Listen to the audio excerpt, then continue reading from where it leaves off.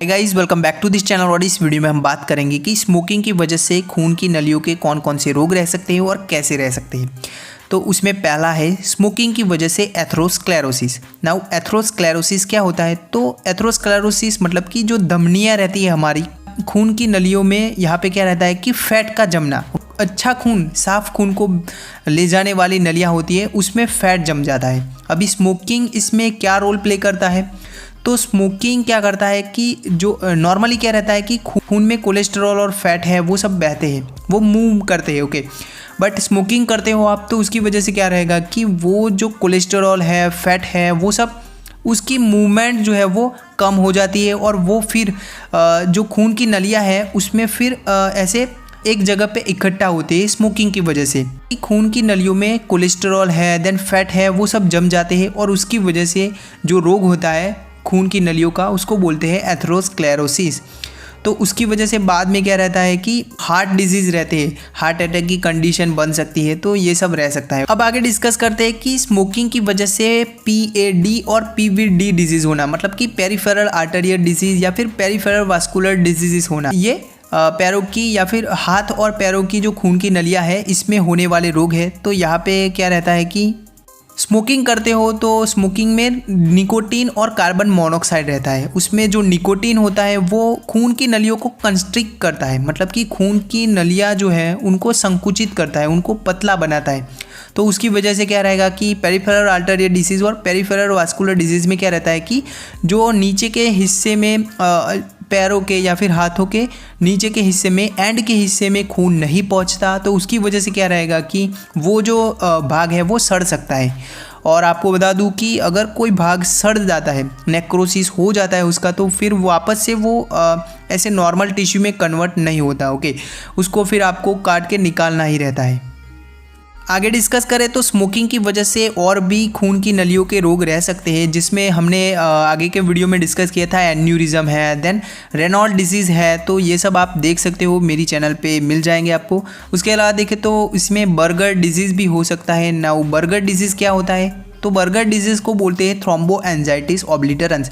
तो आपको simple language में समझाऊँ तो खून की नलियों की सूजन, और खून की नलियों में क्या रहता है कि ऐसे खून के थक्के बन जाते हैं, फिर उसका ऑब्स्ट्रक्शन होना, उसकी रुकावट होना।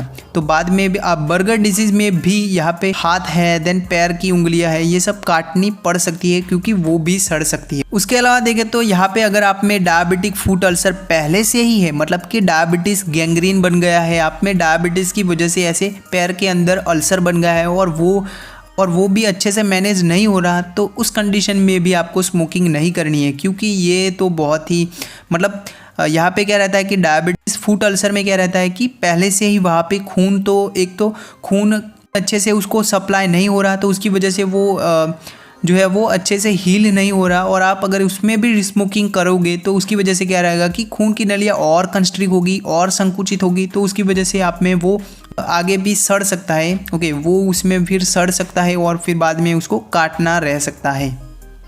नाउ आगे डिस्कस करते हैं कि स्मोकिंग की वजह से स्ट्रोक की कंडीशन बनती है। अब ये कैसे बनती है? तो स्ट्रोक की कंडीशन बनती है दिमाग में। तो यहाँ पे क्या रहता है कि दिमाग की खून की नसें हैं वो स्मोकिंग की वजह से ऐसे संकुचित बनना, ओके, ऐसे कंस्ट्रिक्ट हो जाती है। तो उसकी वजह से जो खून है वो दिमाग को अच्छे से नहीं सप्लाई होगा, तो उसकी वजह से भी डेथ रह सकती है, क्योंकि यहाँ पे स्ट्रोक की कंडीशन बन सकती है, ओके। उसके अलावा देखें तो यहाँ पे आपका दिमाग का कुछ हिस्सा, मतलब जो ज़रूरी है आपके बोलने में, चलने में, ये सब क्रिया करने में जो ज़रूरी है, वैसा आपका दिमाग का हिस्सा अगर उसको खून नहीं मिलेगा और वो अगर डेड हो गया, ओके, वो आपका जो दिमाग का हिस्सा है वो अगर मर गया, तो उसकी वजह से क्या रहेगा कि आप में अगर वो जो है वो हिस्सा अगर बोलने में काम आ रहा है तो आप में बोलने में परेशानी रह सकती है, देन चलने में, देन ऐसे मूवमेंट करने में प्रॉब्लम रह सकती है, और बाद में आप में पैरालिसिस भी हो सकता है। तो स्मोकिंग की वजह से ये भी रह सकता है। और गाइज मैंने जितने भी डिजीज़ के बारे में पढ़ा है ना, जितने भी रोगों के बारे में पढ़ा है, उन सब में ये दो कारण तो मेन ही रहते ही है। उसमें एक है स्मोकिंग और दूसरा है अल्कोहल। तो स्मोकिंग के इतने सारे डेंजरस इफ़ेक्ट रह सकते हैं हमारी बॉडी में। तो स्मोकिंग की वजह से यहाँ पे एम्पुटेशन रहता है। एम्पुटेशन मतलब कि किसी भी भाग को काटना। ये रहता है। तो इसी वजह से ये एक प्रिवेंटेबल कॉज है। ओके, इसको हम स्टॉप कर सकते हैं। ओके, हम चाहे तो इसको स्टॉप कर सकते हैं। तो आई होप आपको ये वीडियो पसंद आया। अगर पसंद आया तो लाइक एंड सब्सक्राइब करना है, और कुछ क्वेरी है तो आप कमेंट सेक्शन में पूछ सकते हो। Thank you.